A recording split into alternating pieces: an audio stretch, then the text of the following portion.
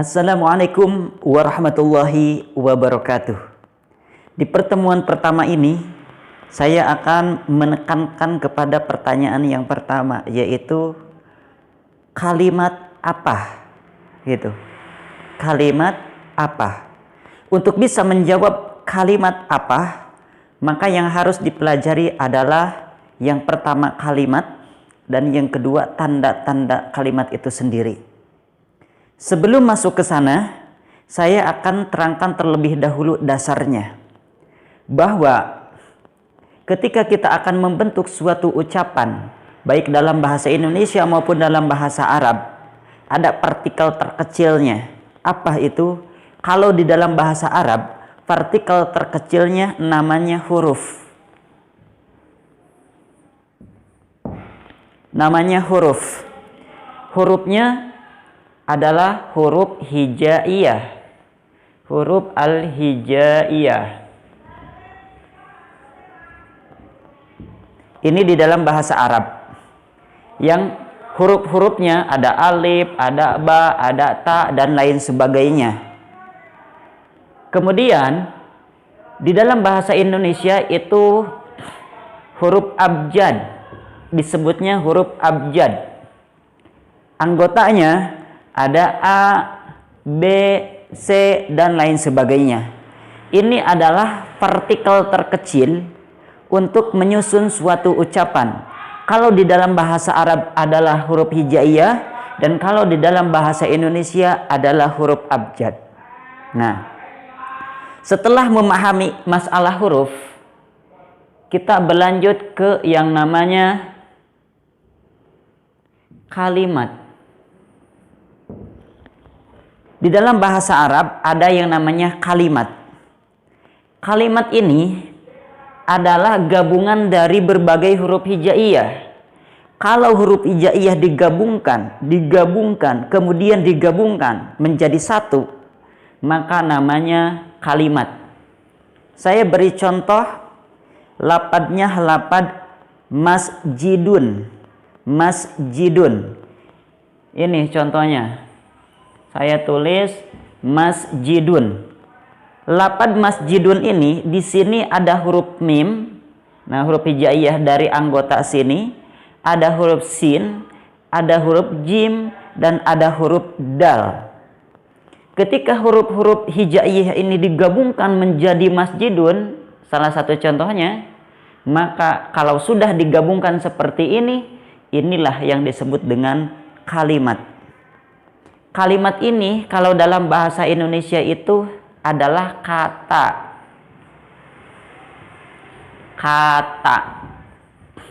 Kata. Yang mana kata ini adalah perpaduan dari huruf ABCD itu. Huruf ABCD disatukan, maka menjadi kata. Saya beri contoh adalah gelas, misalkan tulisannya gelas. Ada G, ada E, ada L, ada A, ada S. Ini adalah huruf-huruf abjad yang sudah digabungkan menjadi satu, menjadi kata gelas. Maka kata gelas ini adalah kata yang dalam bahasa Arab disebut dengan kalimat. Kalau huruf sama, huruf dalam bahasa Indonesia huruf abjad. Kalau dalam bahasa Arab huruf hijaiyah. Kemudian kalimat dalam bahasa Arab, dalam bahasa Indonesianya adalah kata. Nah, selanjutnya, setelah mengenal huruf dan setelah mengenal kalimat, maka naik kepada yang namanya, kalau dalam bahasa Arab itu ada kalam. Atau namanya sinonimnya jumlah. Bisa disebut kalam atau jumlah. Nah, yang dalam bahasa Indonesia ini disebut dengan kalimat.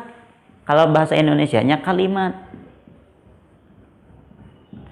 Jangan ketukar antara kalimat ini dengan kalimat ini. Ini kata persamaannya. Dan dan jumlah atau kalam baru kalimat.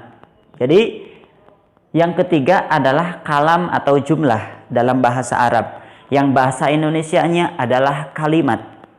Apa itu kalam atau jumlah? Kalam atau jumlah adalah perpaduan dari kata. Kalau kata digabungkan dengan kata lain, maka menjadi kalam atau menjadi jumlah. Yang dalam bahasa Indonesia menjadi kalimat. Saya beri contoh kalam atau jumlah. Misalkan Zaid, saya di sini contohnya.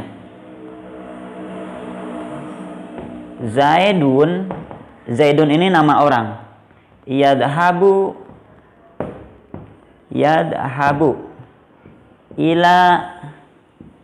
ila suq pasar. Zaid pergi ke pasar.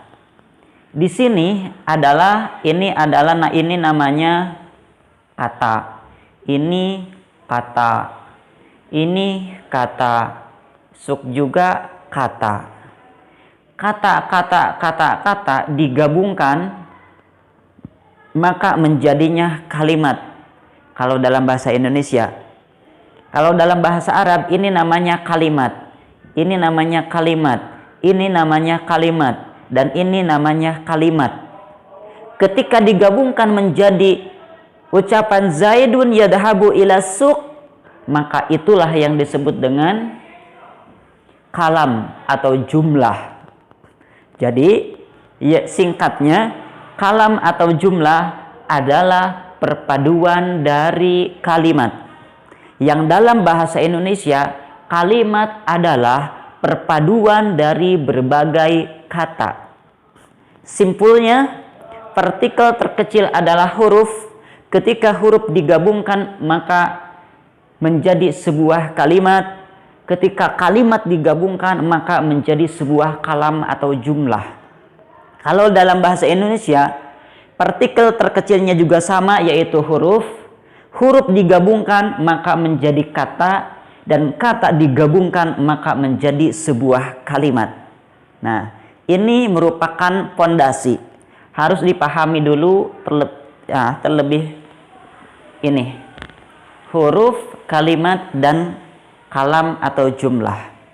Sebelum kita bisa mendeteksi, oh ini kalimah ini, oh ini kalimah ini, oh ini kalimah yang lain. Nah, ini dulu dasarnya harus dipahami. Oke, terima kasih. Mudah-mudahan bisa dipahami. Wassalamualaikum warahmatullahi wabarakatuh.